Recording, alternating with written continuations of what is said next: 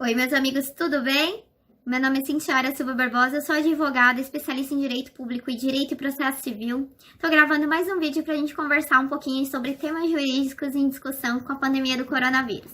No vídeo anterior, a gente conversou sobre os estados de urgência, destacando-se o estado de emergência e de calamidade pública, decretados para traçar medidas de prevenção e enfrentamento ao coronavírus. Dentre elas, houve autorização para compras públicas através de dispensa de licitação, e é sobre isso que a gente vai falar hoje. O que é licitação? Licitação é um procedimento previsto na Constituição e na Lei 8666 de 93, sim, compras públicas e número da besta, mera coincidência. Mas, nesse procedimento, a administração pública abre concorrência entre os possíveis fornecedores de bens ou serviços. Lá ela escolhe um vencedor, aquele que oferece a proposta mais vantajosa e contrata o bem ou serviço. Tá? É um único vencedor, então eu abro concorrência, eu sei a quantia do que eu quero, seja de bens ou serviços, e eu vou escolher aquele que me oferecer mais vantagens, tá?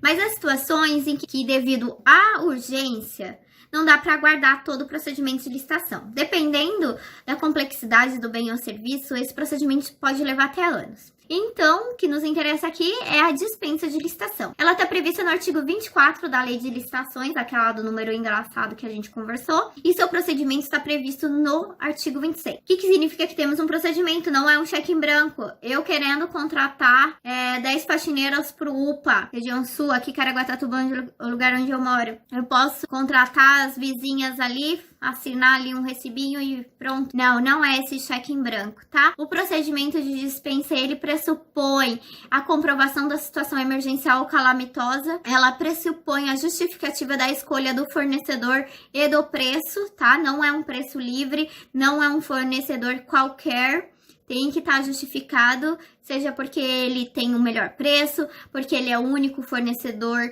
daquele equipamento na região, ou ele é o único que pode entregar no prazo que eu quero. Eu tenho que ter comprovação de dotação orçamentária ao dinheiro público para suportar aquele gasto. Deve ser comprovada a habilitação do fornecedor, ou seja, que ele está ok com as normas fiscais, jurídicas e que ele tem competência para fornecer aquele bem ou serviço. Por fim, ainda deve estar ali previsto o termo de referência, que é onde se indica o objeto a ser contratado, a quantia do material, o prazo de vigência, por quanto tempo, e a minuta do contrato, que ela deve ser aprovada pelo setor jurídico daquele ente federativo, geralmente compostos por procuradores concursados e isentos para não politizar a situação da compra, tá bom? Então significa o quê? Eu posso contratar com dispensa qualquer coisa para licitação, para administração? Não. Tem que ser só bens e serviços relacionados às medidas de enfrentamento do coronavírus. Por exemplo, eu poderia fazer um show do coronavírus. Vamos fazer o show do coronavírus Caraguatatuba, posso? Não, ele não se adequa ao fim buscado pela lei. Mas é só isso? Não. Como tudo no Brasil, a brecha da brecha.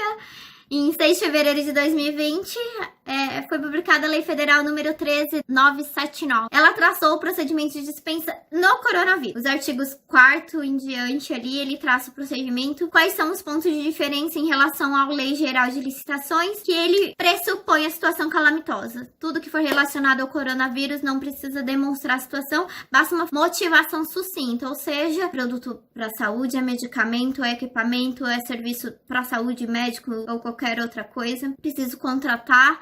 Em relação à pandemia, estamos no tempo, com base no decreto, na lei e tal, acabou. Eu não preciso maiores dados. Só que essa lei, ela deixa bem clara que ela só vai se aplicar às licitações dispensadas em tempos da situação emergencial, tá? Tem que estar ali em vigor os decretos de emergência ou de calamidade. Um ponto bem específico da situação é que ela permite a contratação de empresas inidôneas. Esse palavrão feio, o que significa inidôneo? É uma empresa que ela não é confiável para contratar na licitação. Essa confiabilidade, ela é medida por condenações a irregularidades de licitação anterior. Essas condenações ficam registradas em órgãos competentes ou decisões judiciais. Posso contratar inidônea sempre? Não, também não é sempre. Exceção, exceção, exceção. Vamos lá, falando das exceções. Vou poder contratar empresas consideradas inidôneas quando ela for o único fornecedor do serviço do equipamento. Por exemplo, eu tenho uma empresa aqui que ela aluga respiradores e ela é a única na região que tem disponíveis 7 respiradores que eu preciso para criar mais leitos aqui na minha cidade, que já ocupou todos. Mas ela, numa licitação anterior, ela foi lá e descumpriu o objeto do contrato, ela não cumpriu os prazos, ela praticou um crime da lei de licitações. Via de regra, eu não poderia contratar com ela durante um certo período. Em relação à calamidade, como ela é única, vou poder. A situação, o bem, a vida está à frente, tá bom? É isso o intuito da lei. Quando se combate, quando há vários bens jurídicos em tutela, a gente escolhe aquele que é mais importante, no caso, a vida. Mas a gente parou por aí? Não. Ainda bem que eu não gravei esse vídeo antes. Ontem, 15 de abril de 2020, foi publicada a medida provisória 951. Ela permite uma coisa nova, uma situação nova, que é a utilização do sistema de registro de preços na dispensa de licitação.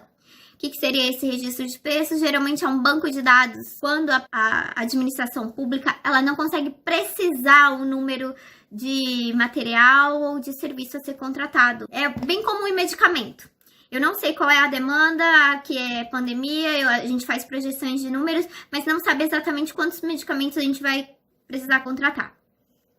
Daí vai lá e abre um procedimento, geralmente credenciamento, que é um procedimento. Eu cadastro todos os possíveis fornecedores, tem uma ordem de classificação dos menores preços e tudo mais, fica lá armazenado. Geralmente essa ata de registro de preço tem validade de 12 meses, é o prazo comum da lei. Só o que veio com essa medida provisória? Eu vou poder fazer sem todo o procedimento formal anterior de cadastramento das empresas, eu vou fazer pelo mesmo da dispensa de licitação. Eu vou lá, um procedimento mais simplificado, fazer o registro de preços. E o mais legal daí é que também se permite contratação por registro de preço por adesão de outro ente federativo. No caso, por exemplo, testes do coronavírus. O Estado de São Paulo foi lá e fez essa ata de registro de preços.